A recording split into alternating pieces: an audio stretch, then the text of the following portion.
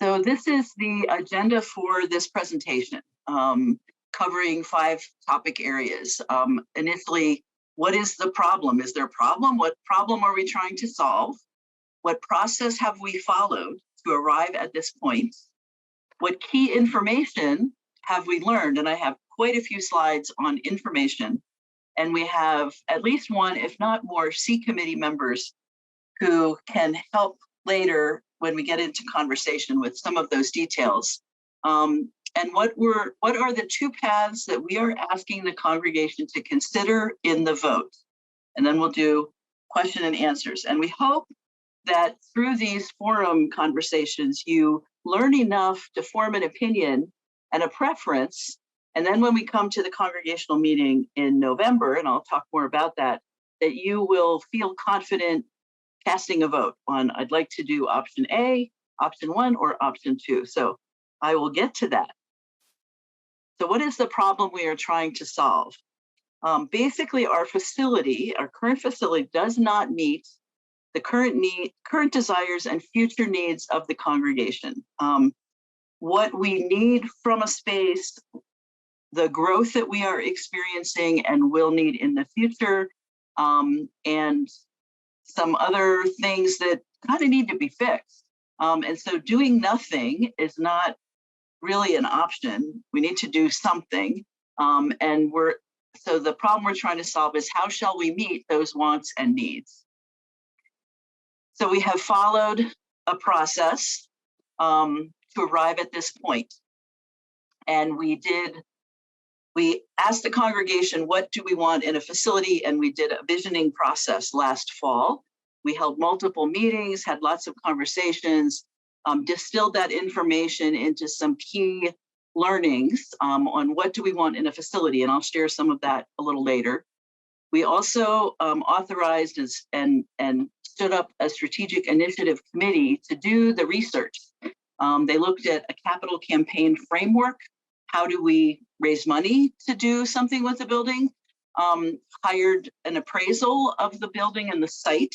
You know, what are we dealing with? What's here? Did a feasibility study, hiring architects, and they worked with engineers on what would it cost to renovate, what would it cost if we were moving or renovating somewhere else, and we had some exploratory conversations about real estate. So based on this data, C identified 2 viable options that would allow us to solve our facility problem. So one of them is to stay and expand on site. The other one is to search for a new property, sell the existing facility, and move. And so to arrive at that conclusion, we did a lot of research, and now I'm going to share some of those findings. So we did a visioning exercise about our hopes for our church facility.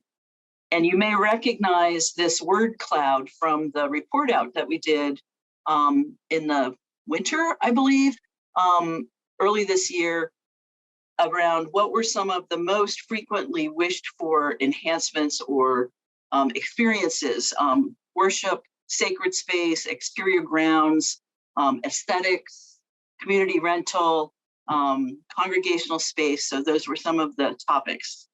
And specifically, people care deeply. There's a hunger for a beautiful, sacred, functional space to deepen spiritually and connect bravely.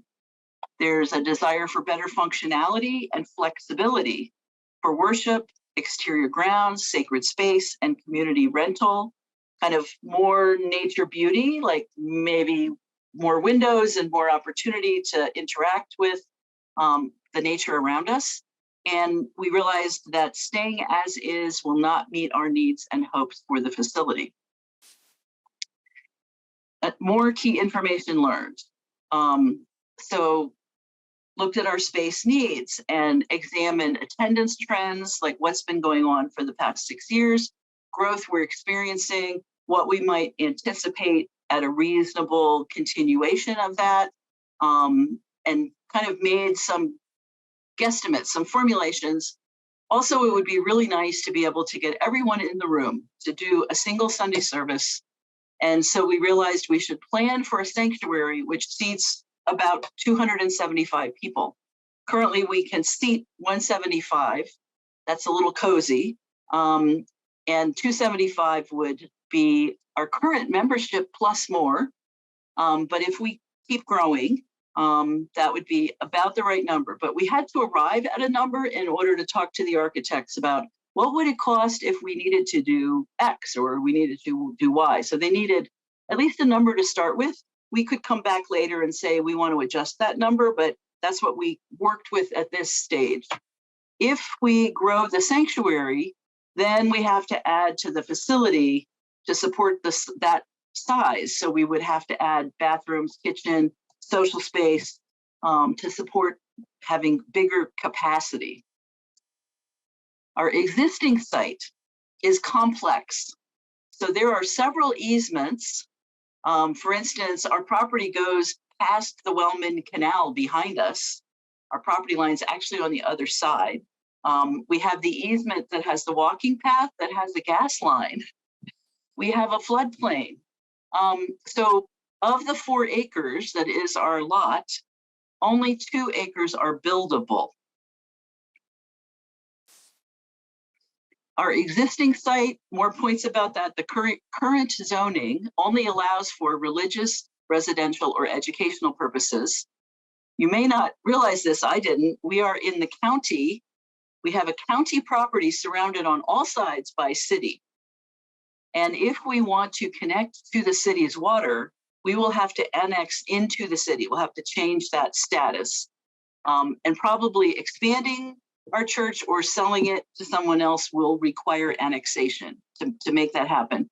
And the appraisal came back that our property's value is 3 to 3.5 million. More points on the existing site. Many building systems in the building are in adequate condition for our current use. Nothing's falling down around us. It's okay for what we're using it for the moment. Mechanical systems like HVAC, electrical, the roof, the structure, decent condition. The water supply, we rely on a 12-foot well. So we would have to annex to the city in order to get city water instead of that well. We have difficulties with our sewer line, and we've had to have it kind of hollowed out or whatever periodically, and that will continue unless we replace it, dig it up and fix it or whatever. And the building condition and the structure, the way in which the building was built, limits our growth and accessibility. We really can't comply with ADA access guidelines and regulations with our current building. If we don't build, we can leave it alone. But if we go ahead and construct or expand, we will have to become compliant. So there are possibilities and challenges of construction on site. There are multiple feasible options to expand on site, which would meet our needs. And so these were just almost like pencil sketches, rough, kind of saying, well, you know, when we look at your property and we look at your existing building, you might consider adding on a sanctuary off the building this way or a sanctuary off the building that way that had that many seats. Or maybe you take your existing sanctuary and you move west, you expand the walls out that way, but you'd have to lift the roof, and that's a big deal.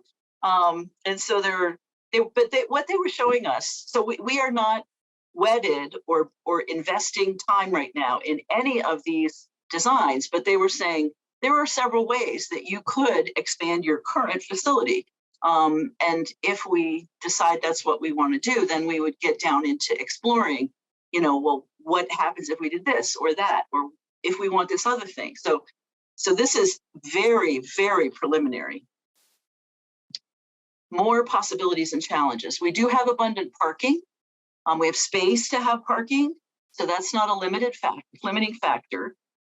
We discovered it would be easier to connect an addition to the building than to open walls and expand the existing building.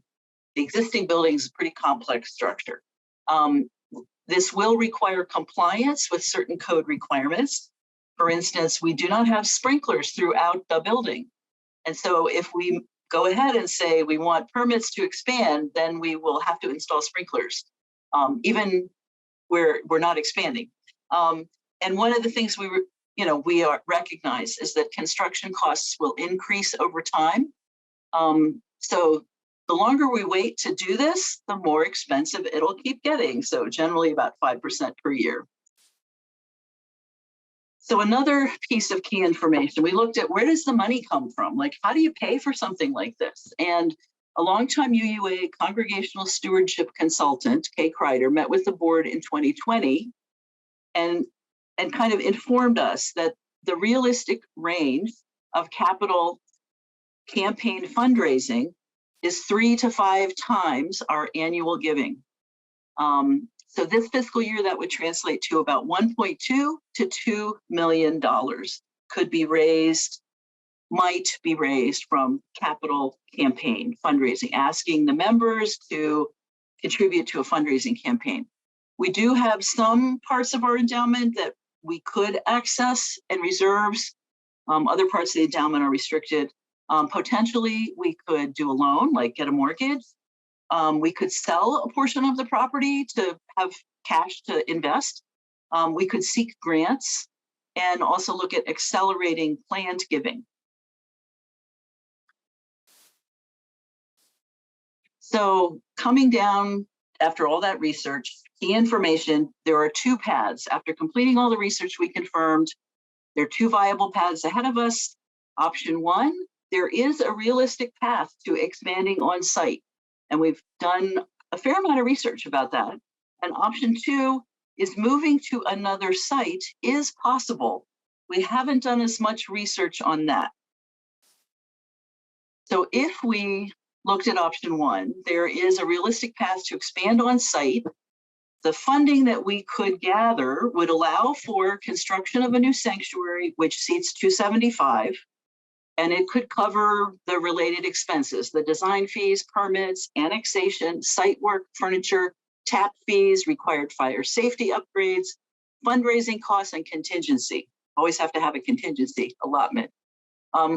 Our anticipated sources and uses of funds give us confidence that our goals can be accomplished on site.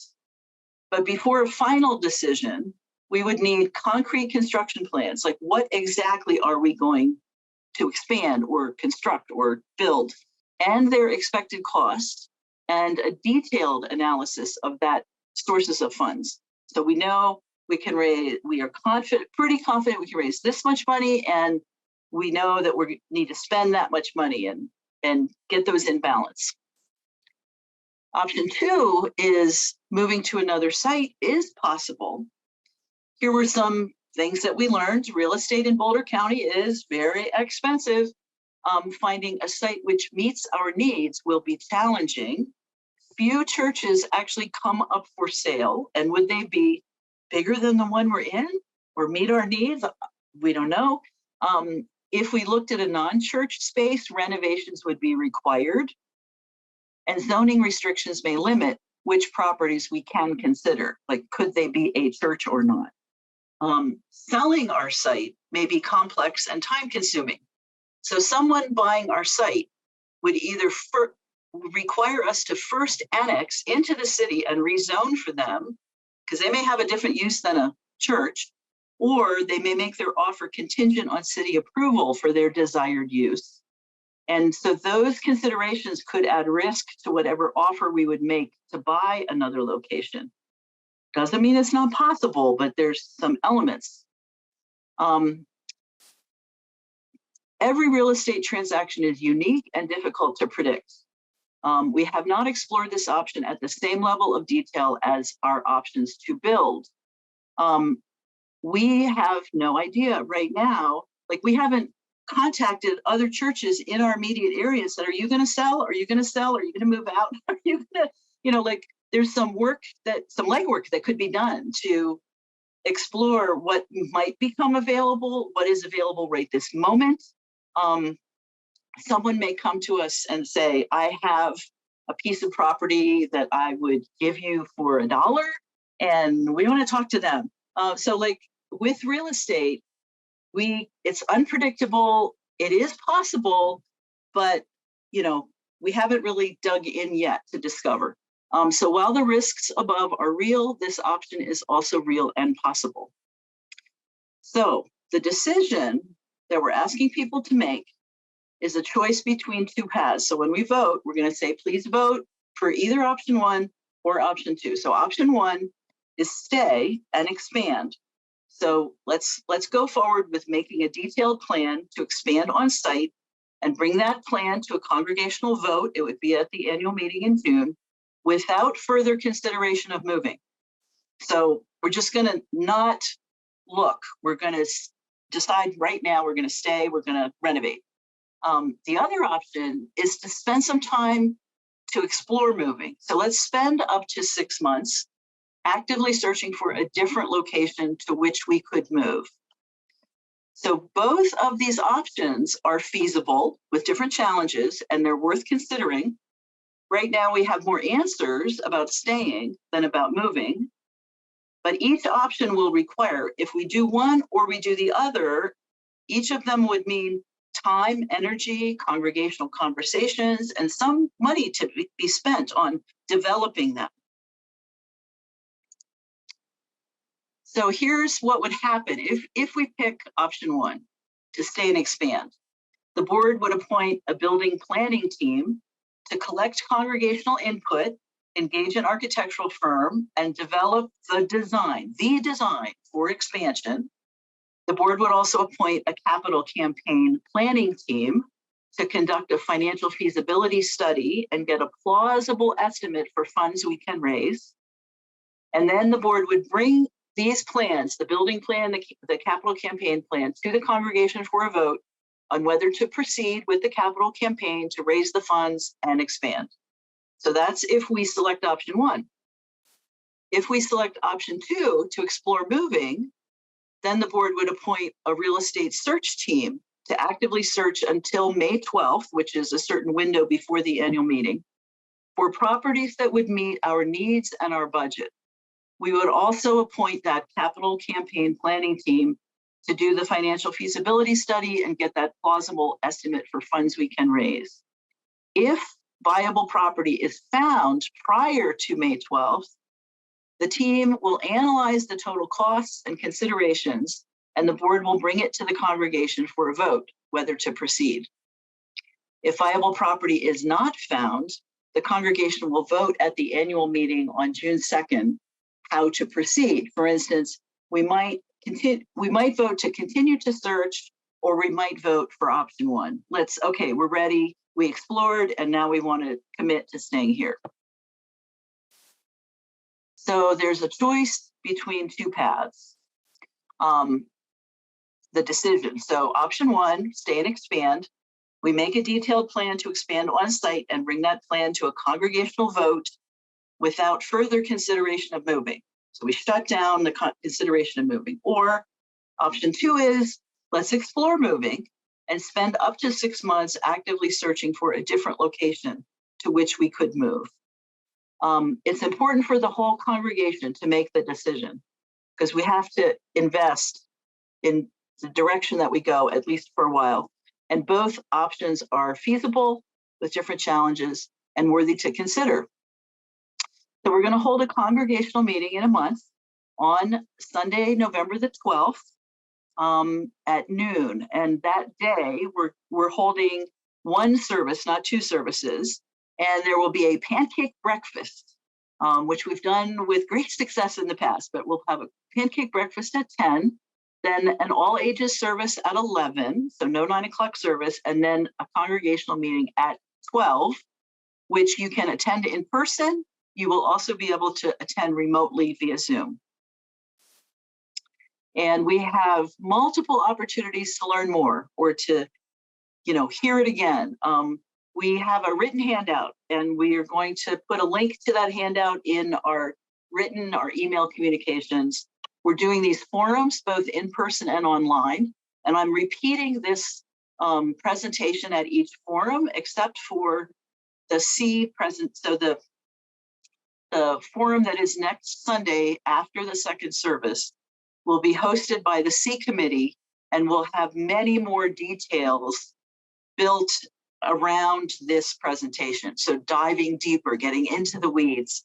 If you want to hear hear a lot more detail. We're making this recording of a forum presentation so people can watch again or can access it in their own time. Email, you'll see messenger information and UUCB news articles. This past week, we published one that announced the congregational meeting. We have a bulletin board in the Sky Room, and members of the board and the C committee will be available periodically to staff that during coffee hours. So if you want to walk over to that bulletin board and ask questions or post questions, or this last time have a cookie, we have the bulletin board available. And you can also, if you prefer, to speak to someone one-to-one, Reverend David would make himself available and the C committee members would make themselves available. So we can make that happen for you.